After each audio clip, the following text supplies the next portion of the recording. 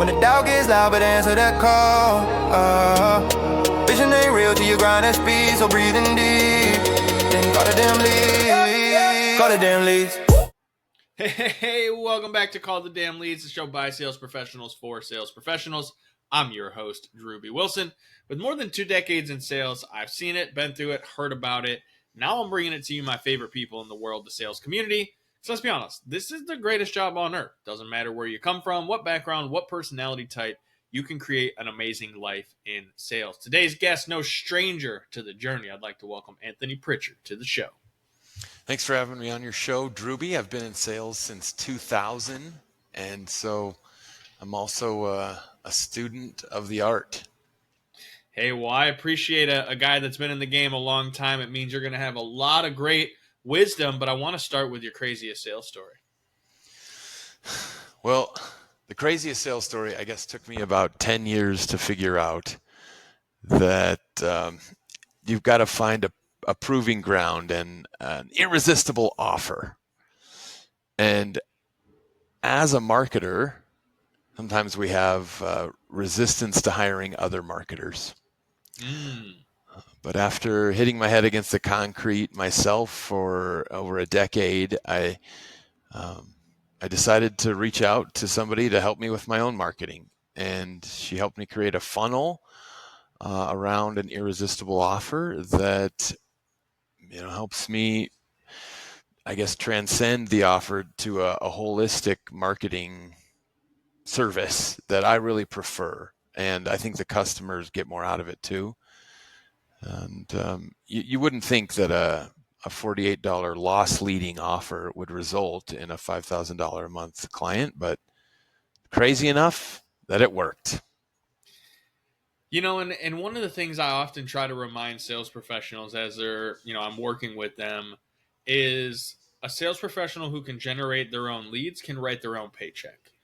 Yeah. And it's important to understand that as a salesperson, your personal brand is ultimately who people are choosing to work with. Like, yeah, you might support, a company and be a part of one and have their logo on your shirt because you're wearing the team jersey and all that. But at the end of the day, people want to work with you because they know you, they like you, they trust you based on the brand that you're building, whether that's in online marketing or, the moment that you get that lead and you start having a conversation with them. And so, Anthony, what I'd be curious for you as you made that shift and started understanding from a sales perspective that you had to have the marketing, like what was the thing that made you understand, like, okay, here's where I'm actually seeing the results? Mm-hmm. I guess because I ended up breaking Facebook ads for myself, so I was kind of forced to hire somebody to do the Facebook ads for me. I mean, I could create videos and publish and advertise videos for my clients, but I wasn't able to seem to do it for myself until I hired that other person to ask me the right questions and guide me, through the pitfalls to do it for me. And I think that's why we say the information age is over. Nobody's willing to pay for information anymore because they got access to it everywhere. But what they will pay for is for somebody that they like, as you say, to guide them straight through it and to save all that time and energy and effort of trying to do it themselves. Results, that's really what we all look for, is the good results. I think early on I realized I wasn't going to get to keep my job unless I focused on analyzing the results I was getting. And eventually that'll lead you to understand there's a data layer that goes between the advertising and your website. And it's very important to set that up so that you can optimize your spend and your results. Yeah, that's one of those things when you're getting into the world of like starting to market your business, the reason why KPIs and metrics matter so much more, because there's so many layers to understanding what those metrics from a marketing perspective actually mean. And so I'd be curious, Anthony, when you're chatting with some of these individuals that you're helping, how do you, like, what are the big mistakes that they're making going to other companies before they get to you? Like, what are the metrics or what are the things that they think are important that maybe aren't? Hmm. I think they definitely know that there's a bunch of information that they don't know. But I'm sure you've come across somebody that's never advertised before and is exploring it compared to somebody who's already tried it 3 or 4 times. It's a much different conversation. Mm.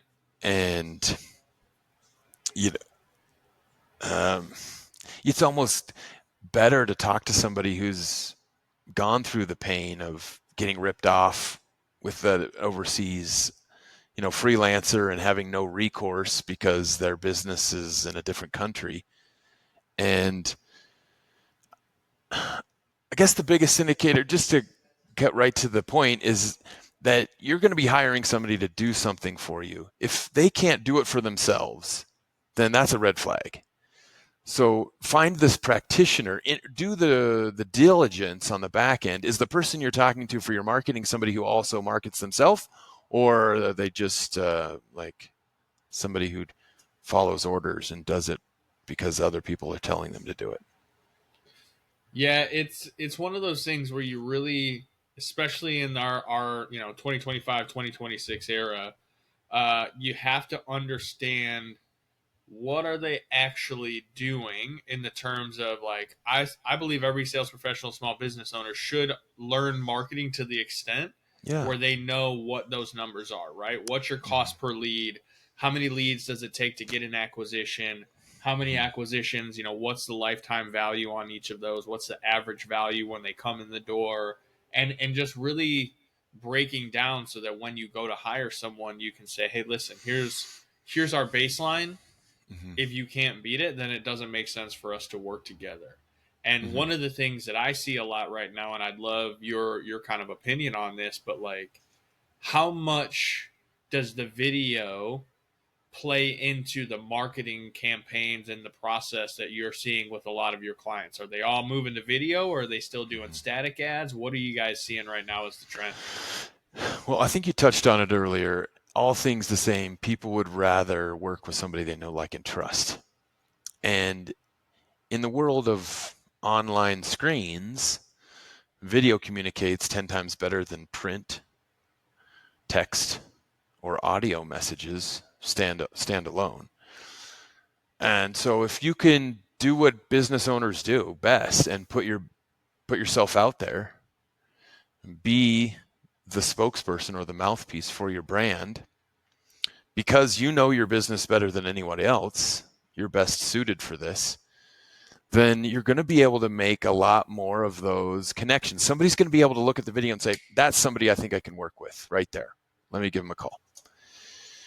So, yeah, if you believe that the internet, is never going to be satisfied with the amount of content you publish, and still yet you haven't published video, well, you're sitting in the back of the line, and Mm. you can jump to the front of the line by just starting with video. And you don't have to publish video either. It might take you 20 takes in front of the mirror to get the clip you want, and that's the hurdle that you got to get over initially as the business owner.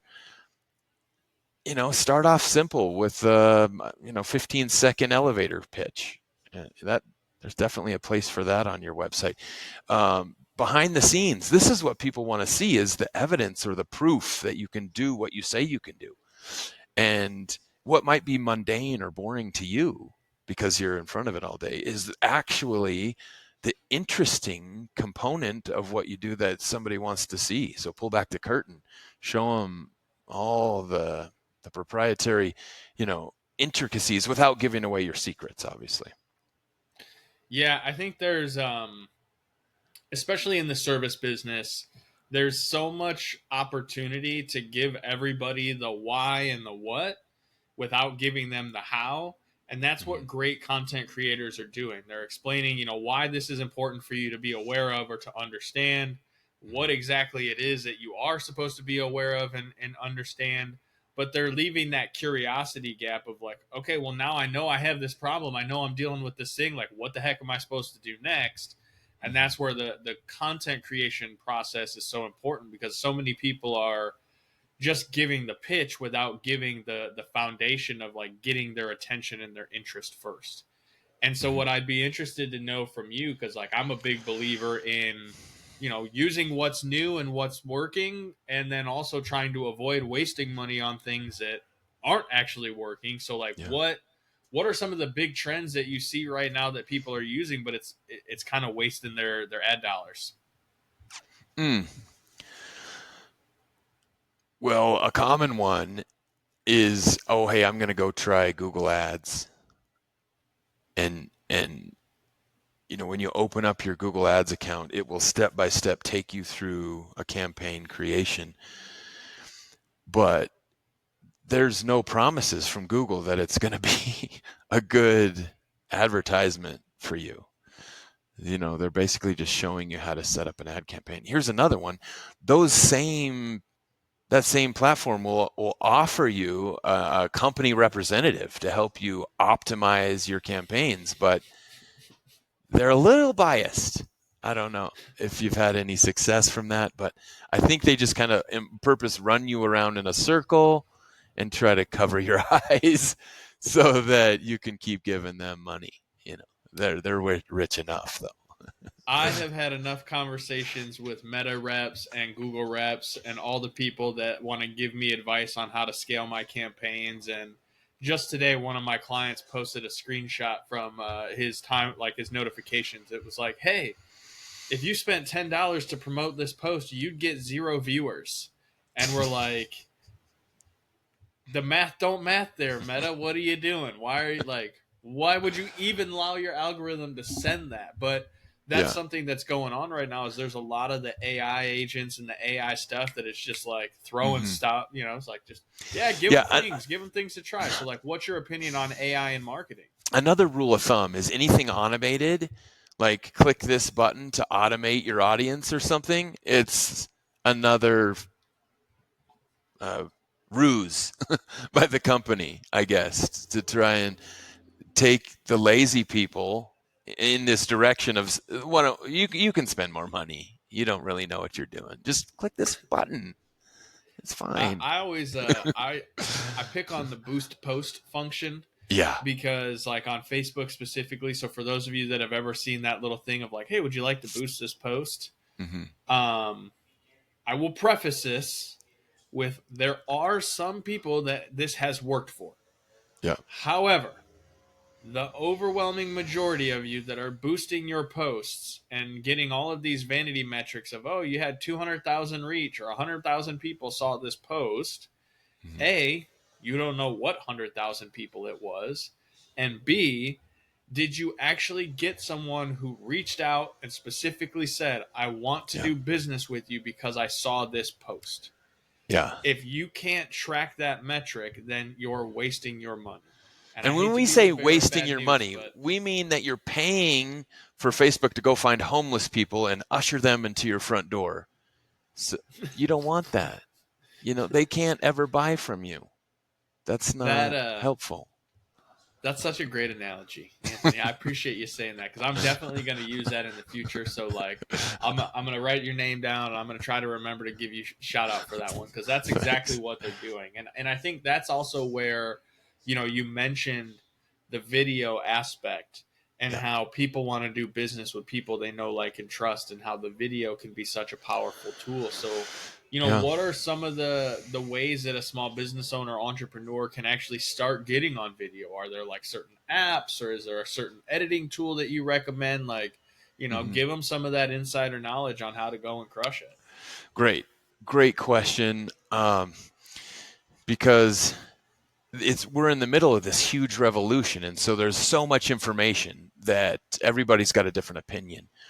But if you look at it from the 50,000 view on the airplane, 10, 20 years ago, 30 years ago, there was like, a monopoly. 5 people could make you a video, and they were all the major broadcast news stations. Well, today, you have the same ability to publish video that they do. So all of us are our own multimedia, broadcasting company. I'm sorry if you're hearing a blower outside. They're doing some landscaping at my They co-working always do space. that in the middle of a show. No, we're good to go. Okay.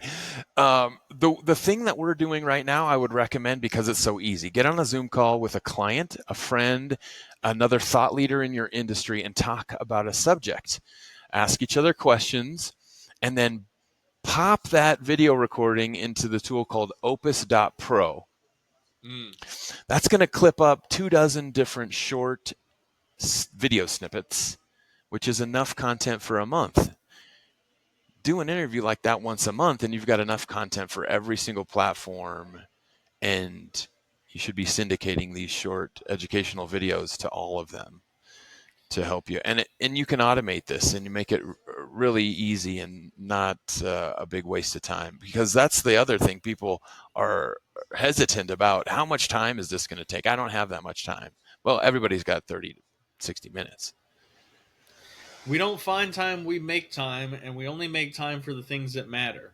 And the Mm-hmm. one thing I know is that content is king in your marketing strategy right now.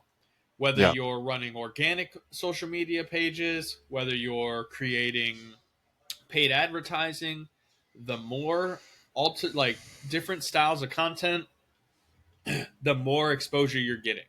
Mm-hmm. That's what they want.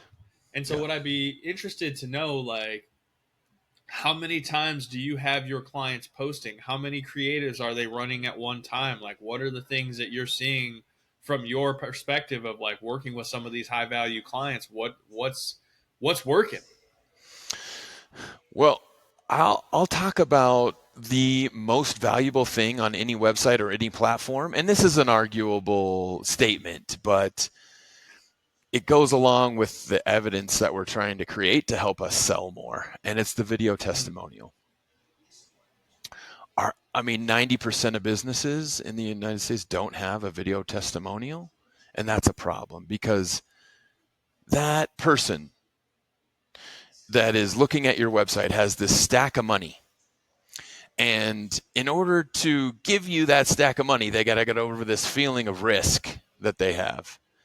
And so, what better piece of content for them to observe or sacrifice their time to watch than somebody who just went through that same process that they're considering going through themselves? Because video doesn't lie. And video really shows that body language, which communicates even more than the words that are coming out of your mouth. But whenever you ask somebody for a video testimonial, this can be very difficult. And I recommend giving yourself a video testimonial and not publishing it, but just seeing how easy it is. Or doing a video testimonial for a restaurant the next time you go out. Whip open your phone and say this. Now, that's the thing that's hard. What do you say whenever you ask somebody for a review? Their shoulder kind of creep up into their ear holes, and they're like, "What do I say?" Right? Yep. So I've got this great little 3-step video testimonial formula that I'll share with you. It helps anyone to give a great 1-minute testimonial. 2 pieces of bread with meat in the middle. Okay. And this is exactly how I tell my video subjects. I'm going to do this tonight, actually. I'm going to video a presentation and then capture some of the guests after the presentation. And this is what I'm going to say. The first piece of bread is the who, what, and the where. Who you are, where you are, and what you just witnessed. Then the meat, you don't even have to think about, because that's your experience. That should just come straight from the heart.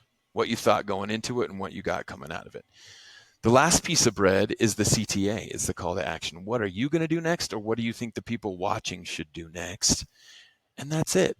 And sometimes it's just 30 seconds, other times it's a minute, but it's a really authentic way to get the message across without, rambling on. And I've found it's worked for me for the last 10 years. So hopefully your viewers can use it in their business. Well, even if they can't, I am. I wrote it down. I think that's a Nice. great, and I'm a believer of frameworks, right? Like, hey, the recipes are out there, the process is there. There's microwave directions now for just about everything. You just have Mm-hmm. to follow the actual directions. And the problem is Mm-hmm. most people aren't following the directions. They're not trusting the process. They want to reinvent the wheel, which isn't necessary because there's smart people that have done these things so many times they know what works and what doesn't. Mm-hmm. And one question that I always, always, always run into is how much should I be spending on my marketing? So what's your framework around that? What's like kind of your process of deciding like, hey, this is how much we're going to spend on marketing and here's where we're going to spend it? Yeah, surprisingly run into so many people that haven't answered this question for themselves, and they're just counting on like word of mouth and the yellow pages approach. But I think any business in America is happy to set aside 10% if they can get back 90. And it's a great place to start because, Coke spends like more than 50% on, and I guess the local glass repair or shoe repair person, probably spends nothing because they've just been around for 50 years. And I think it's a great measure. Am I winning or am I losing at that 10%? At least it's something. And it lets me get started with, there's a bunch of these marketing tools out there that cost like $35 a month. And if you can find one that helps you, it's not a bad investment. I love that. I think it all comes back to every situation is a little bit unique. So that's why it's good to know someone that you can reach out to and have those kinds of conversations with. And honestly, we could probably sit here and nerd out on this for several hours because I know you love sales and marketing as much as I do, but I want to be respectful of your time. How do we come find you, follow you, check out more of your content and your materials? Great. Yeah, I have a $48 quick fix like I mentioned earlier. We promise to repair any 2 technical problems on your WordPress website in 24 hours or less, guaranteed, or we'll give you all your money back. And nice. And you can find us at wpsprints.com. Talking about video, you probably didn't expect that my main business was WordPress repair, but I kept running into WordPress development friction. If I have these low-cost video ads, you hire me to deploy them for you. I've got vision ain't real till you grind that speed, so breathing deep. Got a damn lead. Got a damn lead.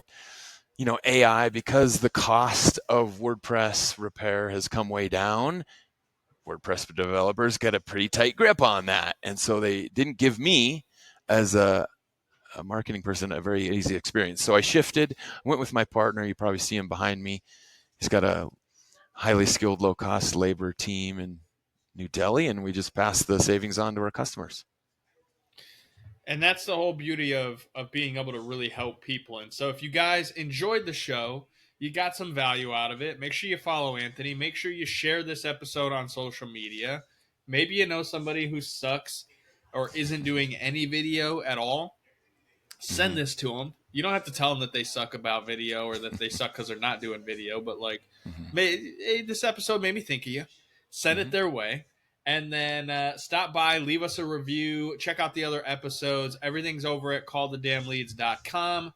If you have a story that you want to share on the show, go to callthedamnleads.com/podcast. Send us your deets. We'll schedule you in, and we'll get to hear all the amazing stuff that you're bringing to the sales community, just like my friend Anthony. So thank you again for your time, man. We really appreciate it. Thanks, Drewbie. Appreciate having me on. You guys know what to do next. Go pick up the phones. Call the damn leads. We'll see you next time. When the doubt gets loud, but answer that call. Vision ain't real till you grind that speed, so breathing deep. Then call the damn leads. Call the damn leads.